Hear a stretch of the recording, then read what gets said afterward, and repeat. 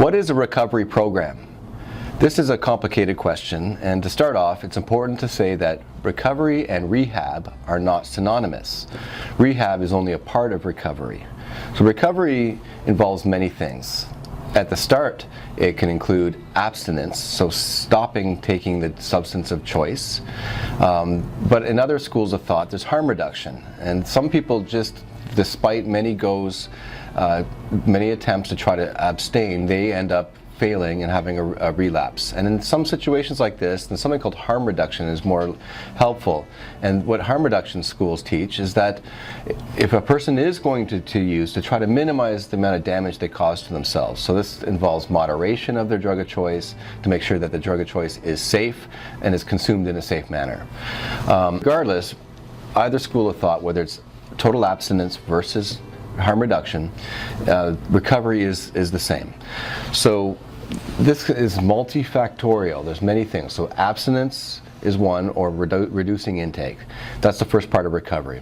The next most important part is for a person to open up, for the user to be open and honest and share what's going on inside their mind.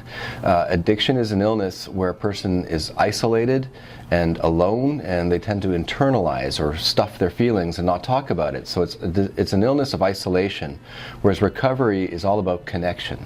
So this part, to connect with others, it's important to be honest, to take ownership, it feels good to share some of the most shameful things. A lot of people who are substance users end up hiding a lot. That's just a normal part of substance abuse. There's lots of lies, deception, manipulation, and it's important for others to realize this is a part of the illness. Instead of judging them, vilifying them, to understand that this is a normal part, this manipulation and the shame associated with it, the embarrassment.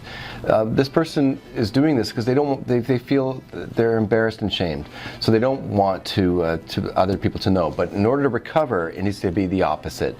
The user, in order to reap the benefits of a good quality recovery, needs to fess up. And it feels good. I can speak from my own personal experience, that by sharing my feelings, sharing the dirty, dark secrets, the shame, the stigma, the things that I did that I thought were bad, when I share that in a safe environment, like with a room full of, or a small group full of other users, and they can lock onto that, and they say, yeah, I did the same thing, and they smile and they nod and they forgive me. That is super important. So that's a big part of recovery, is to grab the bull by the horns, to be honest and open and candid, and to share the hurtful things. Connection with others, as I said, is an important part of recovery. And so it's not just being open and honest, it's also listening better. So mindfulness, being aware of what other people are saying, actively listening to somebody. This is an important part of showing empathy. It's listening to them and trying to put myself in their place, because for them it helps them knowing that they're not alone. That's the powerful part about empathy. So mindfulness is to be aware of other people, is to be aware of my surroundings, and it's also to be aware of my own thoughts. So this is where we call cognitive therapy, or when it's my own actions, and it's cognitive behavioral therapy.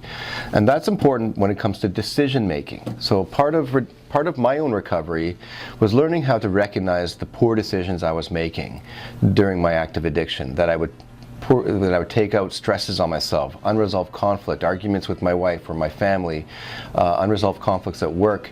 I would internalize it, not talk about it with anybody, and just medicate myself to avoid feeling it. And that is a very common theme amongst other substance users. So in that vein, it's important to speak out about it, to let people know what it is that I'm going through in my life. What are those stresses? So this is where a 12-step group or a small group session really can help, by expressing what am I experiencing, what are the stresses, identifying things in my past that may be contributing to this self-loathing and self-destructive behavior, and to minimize this in the future. So the next important part about recovery is recognizing when I'm making bad choices. So I get derailed if I was to relapse. That's a clear, easy one. There are many times I've had cravings. They get better with time. But with the craving, it became important to realize if I continue to pursue this and glamorizing it and glorifying it and playing with it in my mind, that it's probably going to lead to a relapse. I learned to recognize when these happen all the time, to control them and just realize they're momentary, they will get better. Now, first they would last a few minutes, now they're maybe seconds. It takes a lot of practice. But my life gets derailed if I make poor decisions. So I need to listen to my conscience. My conscience knows best. During my active addiction, I didn't pay attention and I hated myself. I couldn't look at myself in the mirror. Self-loathing. And I don't want to feel that way about myself. I don't want to do anything that makes me feel bad about myself. So making good decisions by practicing good judgment, thinking ahead, playing the tape out is another expression, a tool that's used in rehab. And what that means is, if I am going to use, what's going to happen? And I've learned from experience several times by relapse that if I was to relapse, there's going to be a whole host of factors and anxiety and stress that I'm going to create for myself. And I don't want to live my life that way. I don't want to create more stress for myself. And it took me a few goes to realize that is what's going to happen. If I play the tape out, the end point is I'm going to feel like crap about myself. I'm going to start lying and deceiving others. I don't want to do that. I don't want to feel bad about myself. My recovery is a strong foundation. I build that up by paying attention to what I think is right, practicing self-discipline, and listening to my conscience. There's more. Recovery also involves balancing life. The things that I once liked in the depths of my addiction, I tended to do this, and a lot of other people tended to isolate themselves from the things that they once loved. So recreational activities. For me, it's playing ice hockey, golf, tennis, hobbies. And so I lost those things. So in recovery, it's about finding those things. Playing ping pong. I did that, tons of that in rehab. And so it's important to have a balance in life, to have some recreation, have some entertainment, have some fun. At first it's difficult to think, well, how can I have fun if I'm not using my drug of choice or alcohol? But I can promise you it gets easier, and there's many ways to have fun without relying on drugs or alcohol. I promise you that. And in fact, I am more present. I in fact feel the joy and the enthusiasm and the laughter a lot more now, and when I'm clean. I don't need any substance to feel, to aid my way to enjoy like a camping trip. Everything feels better. Finally, being connected with others is important. So volunteer work helps. A 12-step program teaches to help others who are going through the early stages of recovery, to reach out to them, let them know that there's help out there. That's an excellent thing to do. Other things that I do to help cope with the stress is, like I said, talking about it. I could have one-on-ones with a therapist. I continue with a 12-step group or other recovery groups like Rational Recovery or Smart Recovery. But basically the idea is to be connected with others, get involved in the community. And finally, as well, is to deal with my stresses by talking about it, by journaling.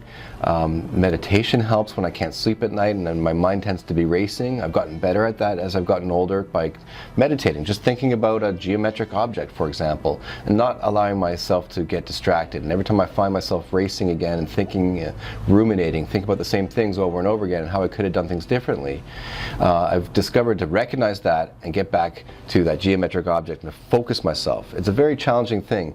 Try practicing it. Try thinking of nothing for longer than 10 seconds and see how that goes. So meditation is about thinking about nothing as best as you can for longer, and this helps facilitate falling asleep. So, in summary, what is recovery? It's not the same thing. Rehab is part of it. Rehab is where a person does go to get more help, but recovery is about making good decisions, abstaining from substances of choice, but learning new behaviors associated with healthy recovery, dealing with stressors, vocalizing my issues, being open and honest, owning up to the things that I did, making amends to others, recognizing where my weaknesses are, practicing mindfulness, practicing helping others, and balancing everything with recreation and entertainment.